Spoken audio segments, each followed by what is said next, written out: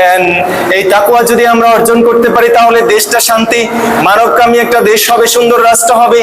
পৃথিবীতে ওমর রাদিয়াল্লাহর সময় যেমন ফোরাতের নদীতে একটা কুকুর না খেয়ে মরে নাই, পৃথিবীর কোন প্রান্তে কোন নারী ক্ষুধার্ত ছিল, ওমর রাদিয়াল্লাহ নিজ কাঁধে ব্যাগ নিয়ে আটা ময়দা খাবার নিয়ে তার বাড়িতে দিয়েছেন। কথা কোন ঠিক কিনা?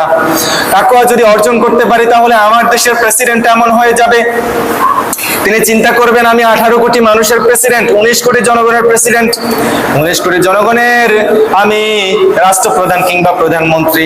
আমি যদি কোনো কিছু ভুল করি তাহলে কিন্তু 19 কোটি মানুষের ব্যাপারে আল্লাহর কাছে হিসাব দিতে হবে। এইভাবে একটার পর একটা হিসাবের ব্যাপার যখন তার চিন্তায় আসবে তখন কিন্তু সে আরও কাজ করবে না। কথা কোন ঠিক কিনা? একটা বিষয় দেখেন, এই তাকওয়া আমরা যদি অর্জন করতে পারি তাহলে আমাদের আরেকটা লাভ আছে। একজন ডক্টর নাবিল স্যার, উনি বাংলাদেশের একজন বিসিএস ক্যাডার এবং একজন বড় ডক্টর।